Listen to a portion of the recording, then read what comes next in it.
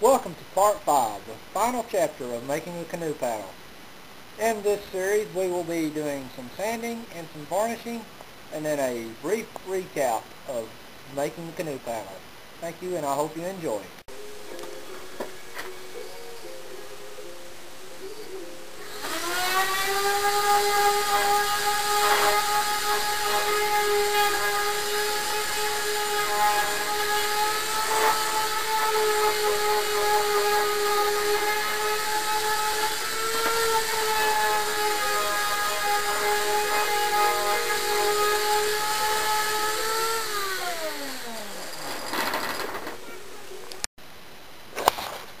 Okay, I have finished sanding the paddle and I'm getting ready to start putting varnish on it. As you can see, I suspended the paddle from the ceiling to allow the varnish to flow freely. First, I'll be using Hellman's Men Wax. It's got UV protectors in it, which is what you want. It's not the best varnish, but it works. And the first batch I'm going to be cutting by about 50% with mineral spirits. By cutting the first batch 50% with thinner, it will allow the first coat of varnish to soak into the wood better. The next coats will be 100% straight varnish. Okay, I've cut my varnish and I'm getting ready to start. One note, I will not be putting anything on the handle end, the grip end of it. I don't want to wear blisters when I use it.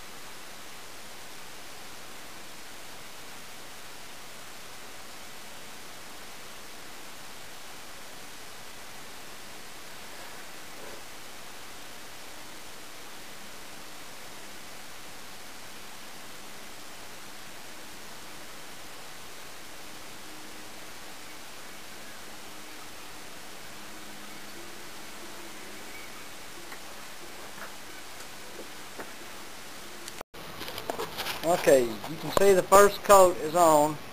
And if you look closely, you can see why I wanted to use a combination of oak and mahogany.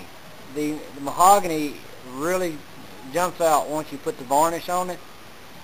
And as we get more on it, it will jump out even more. Stay tuned for more and I'll be putting more varnish on as we go. Okay, I have just finished putting another coat of varnish unthinned on the canoe paddle.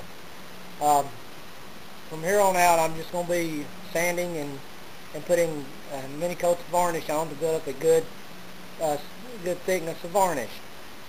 You'll need to make sure that you sand in between every coat of varnish with a very fine sandpaper. And as you can see, here is the paddle. When I am complete with this, I will go ahead and give you some pictures of it to look at.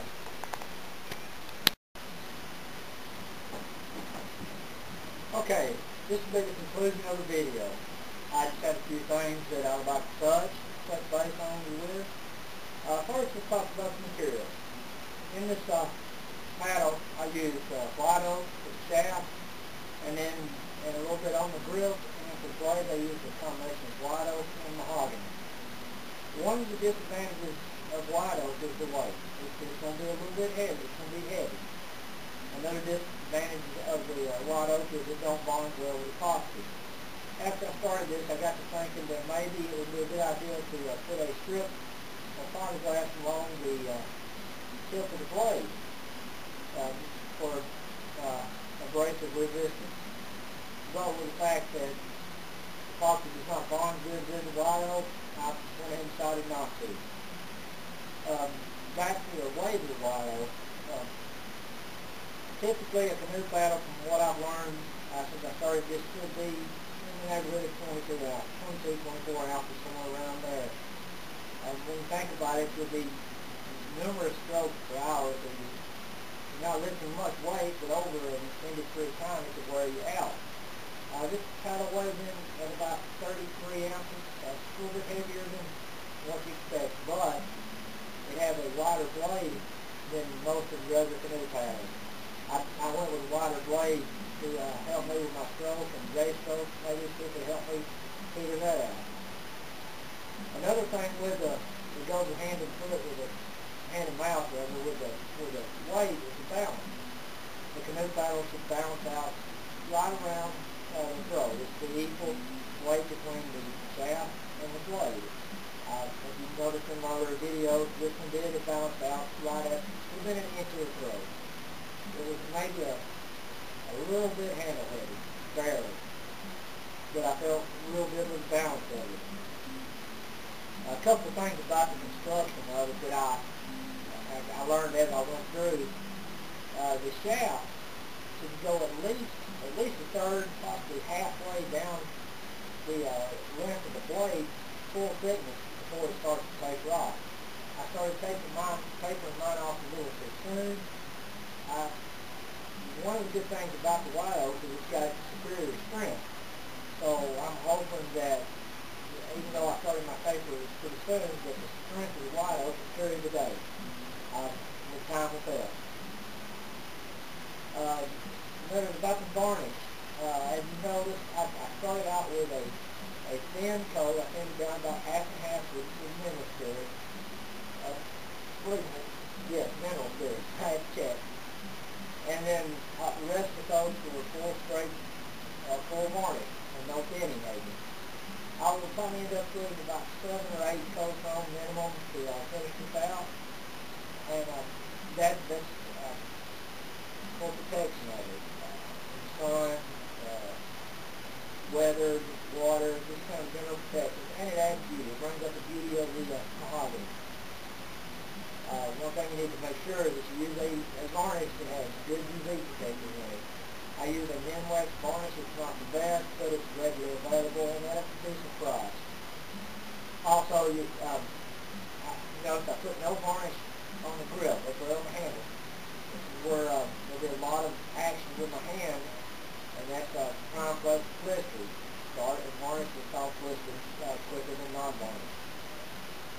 Okay, that covers the canoe paddle. I'll talk a little bit about tool safety. There were some things that look kind of questionable for some areas I could have been a little more careful with the tool. One with tabletop. You notice that there's a couple of times it looked like I was bending over the saw. And I really wasn't bending over the saw, over the edge of the table, out of the line of fire, but it still is not a very safe act, and you need to watch that. One thing that would help was if I used feather boards. I didn't have feather boards set up, and I really should take the time to do that. Kickback can be deadly with a tabletop, so you need to watch that. I did use push sticks, and I recommend that you always have a good splice push stick. I've used a wood push stick. I did because I can make them easy enough, and also because if they get caught in the blade, it cuts them instead of kicking them back on you as quickly. Safety glasses. Always wear safety glasses when using a saw. Whether it's a table saw, steel saw, it doesn't matter. A table saw, they'll tell you, I've always thought that a table saw, it keeps most of its debris down, and so I've never worried about it. And one day I came out and made a real quick rip on a table saw, and I didn't put no glasses on, and got something in my eye. Ended up going to the emergency room and spending, all night there getting a patch on my eye, and my eyeball was scratched pretty good, so now I always wear my safety glasses. I was extremely lucky that I just got a little minor scratch. So, it's always feather board, push stick, safety glasses. I'm not going to say whether or not you should use your guard for your blade on the table saw. The manufacturer will recommend that you do. It hides the blade a little bit, makes it hard to see. What I do, I don't use the guard, but I adjust the blade depth where it's just barely maybe an eighth of an inch past my material. And that way just the tip of the blade is showing, not a whole heck of a lot. This also reduces the chances of kickback too. So I'm going to leave that to be up to your personal taste. Thank you for watching my video on making the canoe paddle. I hope you enjoyed it. In the future I plan on adding more videos to this series. I've got some other ideas running through my head. Thank you for your time.